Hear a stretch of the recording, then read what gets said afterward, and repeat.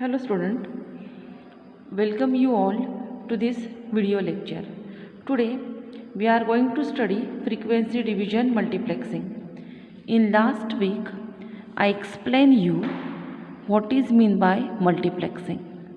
So moving forward, let us see the first type of multiplexing, and that is frequency division multiplexing. So let us refer this figure. काय होतं, जो signal तुम्हाला modulate करायचा आहे overall, तो signal divide केला जातो. Okay, आणि तो म्हणजे फॉर एक्झाम्पल बघा, ही F0 टू ही F मॅक्स अशी फ्रिक्वेन्सी असेल, किंवा आपण F minimum to F maximum अशी फ्रिक्वेन्सी म्हणूया.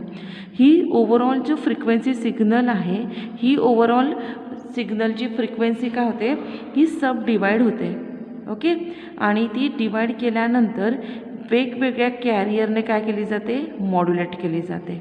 म्हणजेच काय, सिग्नल 1 जर असेल तो सिग्नल 1 डिवाइड होतो सिग्नल 1 1, सिग्नल 1 2, सिग्नल 1 3 असा तो डिवाइड केला जातो. म्हणजे हा ओव्हरऑल सिग्नल झाला सिग्नल 1, आणि हा सिग्नल 1 1, सिग्नल 1 2 1 3. ओके, आणि हा प्रत्येक सिग्नल एका वेगळ्या कॅरियरने मॉड्युलेट केला जातो, आणि तो काय केला जातो, मल्टिप्लेक्स केला जातो आणि ट्रान्समिट केला जातो. याच्यासाठी मी काल उदाहरण दिलं होतं, केबल टी व्ही. म्हणजेच काय, तर जो टी व्ही सिग्नल आहे, फॉर एक्झाम्पल घेते मी आता इथे, फॉर एक्झाम्पल टेलिव्हिजन सिग्नल जो आहे, तो टेलिव्हिजन सिग्नल हा ओव्हरऑल आहे. ह्या ओव्हरऑल सिग्नलचं कन्वर्जन झालं, हा सपोज झी मराठी, हा झाला सोनी, हा झाला काय आता पुढचे सिग्नल स्टार. ओके, अशा वेगवेगळ्या सिग्नलमध्ये त्याचं कन्वर्जन झालं, आणि हा वेगवेगळ्या कॅरियरने मॉड्युलेट होतो आणि ट्रान्समिट होतो. ही जी प्रोसेस आहे ह्याला म्हणतो आपण frequency division multiplexing. The overall, I am going to explain this again. The overall signal will get divide into individual, and the individual signal will be modulate with different carrier and it will be transmitted. So this is the bandwidth of single channel. So you have channel 1, channel 2, channel 3, channel 4, like this. This is known as frequency division multiplexing, and this is known as frequency division multiplexing spectrum. So now let us move towards the next topic. So what is the next topic? Next topic म्हणजे आता आपण मगाशी काय शिकलो, frequency division मल्टिप्लेक्सिंगचं spectrum, त्याचं basic. आता आपण त्याचं बघूया यूज. म्हणजेच आता ह्या ठिकाणी मी तुम्हाला काय दाखवते, तर आपण सुरुवातीला बघणार आहोत फ्रिक्वेन्सी डिव्हिजन मल्टिप्लेक्सिंगचं ट्रान्समीटर. ओके, ही फिगर कशाची आहे, याला नाव देऊया आपण फिगर 1 और A. It is a transmitter of FDM. Okay, म्हणजेच काय की ट्रान्समीटरकडे काय होतं, ट्रान्समीटर कशा प्रकारे वेगवेगळे सिग्नल हा काय करतो, एकत्र करतो आणि एक सिग्नल तयार करून पाठवतो. ओके, बघा आता त्याच्यासाठी जसं आपण मगाशी शिकलो, दिस इज सिग्नल 1. ओके, म्हणजेच काय, channel 1 for example Zee Marathi, हे एक्झाम्पल आहे. हां, signal 2 for example channel 2, for example let us say Sony. Signal 3 channel 3, signal N channel N, असे वेगवेगळे सिग्नल्स आपण घेतलेले आहेत. ओके, आता ह्या वेगवेगळ्या सिग्नलला काय करायचं आहे आपल्याला, हा ओरिजिनल मॉड्युलेटिंग सिग्नल आहे. ओके, आता त्याला मॉड्युलेट करायचं आहे. So to modulate this we have to use modulator 1, this is modulator 2, modulator 3 up to modulator N. Okay, what is the function of modulator?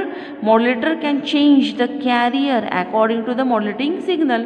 म्हणून सिग्नल 1 ला मॉड्युलेट करण्यासाठी carrier घेतले आपण FC1, सिग्नल 2 ला मॉड्युलेट करण्यासाठी carrier घेतले आपण FC2, आणि सिग्नल 3 ला मॉड्युलेट करण्यासाठी कॅरियर घेतले FC3. Similarly we are going to take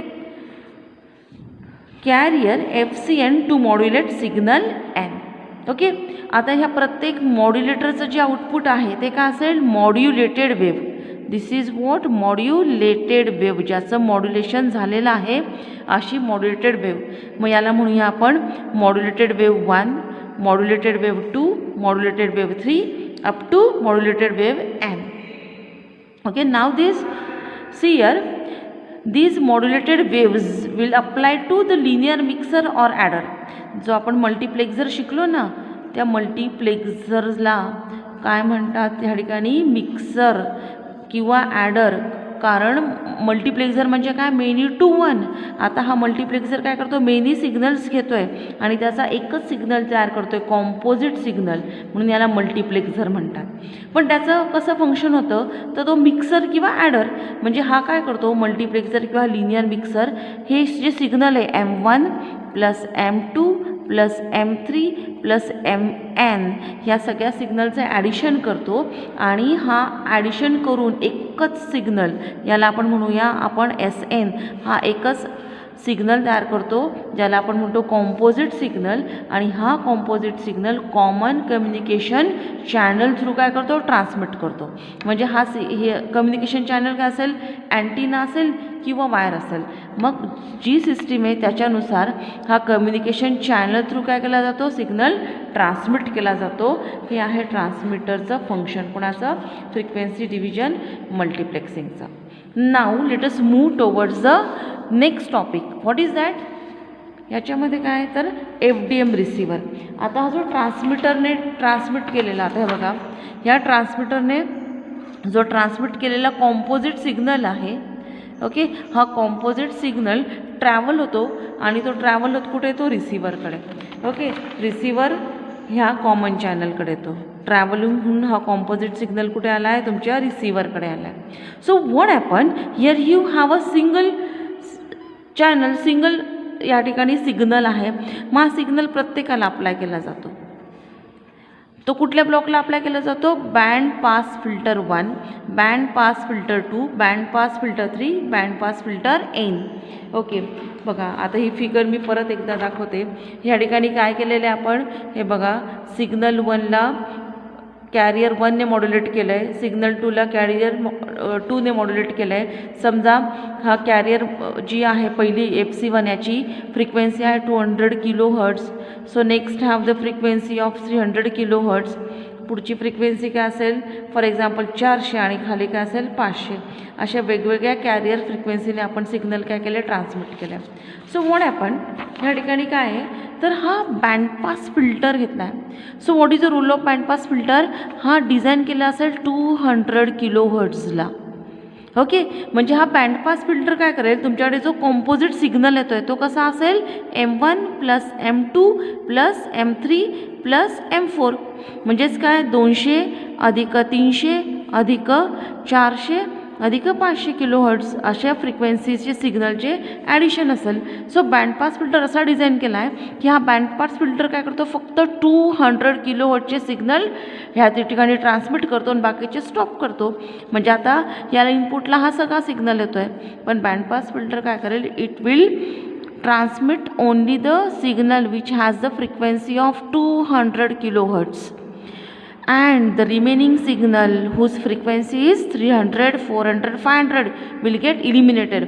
इथून ती काय होईल? फिल्टर आउट होईल आणि फक्त 200 kHzचा फ्रिक्वेन्सी सिग्नल पुढे जाईल. तसंच ह्या ठिकाणी हा पास फिल्टर 2 जो आहे त्याचं डिझायनिंग असेल 300 kHzला, याचं असेल 400 kHzचा आणि फॉर एक्झाम्पल याचं असेल 500 kHzला. So what happen? These band pass filter passes the signal whose frequency is only 300 kHz. म्हणजे ह्या ठिकाणी M1 आला, ह्या ठिकाणी M2 आला ज्याची फ्रिक्वेन्सी आहे 300 kHz. ह्या ठिकाणी कुठला येईल? मग M3 ज्याची फ्रिक्वेन्सी काय आहे? 400 kHz. And here you have F, that is what? Mn, who has the frequency of 500 kHz. So अशा प्रकारे काय होतं आहे? त्या ठिकाणी वर्किंग होत आहे. ओके, सो सी आता हा जो सिग्नल आहे हा डिमॉड्युलेटरला दिला जाईल. So what is the role of demodulator? Demodulator removes the carrier from the signal. मग ह्या ठिकाणी FC1 प्लस याचं इनपुट काय असेल? FC1 plus signal 1. So what happen? Demodulator removes the carrier, carrier remove करेल आणि आउटपुटला काय देईल तुम्हाला? Signal 1. That is what? Channel 1. Similarly here you have the input like FC2 plus signal 2. So what is the role of demodulator 2? It removes the carrier 2 and provides you signal 2 across the output. Similarly, here you have FC3 plus signal 3. So what is the role of demodulator 3? It removes the FC3 and provides you signal 3. And similarly, here you have FCN plus signal N. So it removes FC and provides you signal N. So this is the working principle of FDM receiver. So here we finished our today's topic, that is what? Frequency division multiplexer. So I am going to summarize what we learned here. Okay, in short I am going to summarize those things. Okay, so initially what we learned? Initially I told you the basics of FDM. What is FDM? The overall signal will get divided into different single frequency signal. The overall bandwidth will get divided into the signal, different signals like signal 1, signal 2, signal 3. Secondly काय बघितलं आपण? Transmitter. So what happened? In transmitter the different individual signal will get added and form a composite signal which is transmitted through the transmitter. And in third point we learned receiver. So what happened? In receiver receives the composite signal and that composite signal will get split into signal 1, signal 2, that is individual signal 1, signal 2 and signal 3 up to signal L. So let us stop now.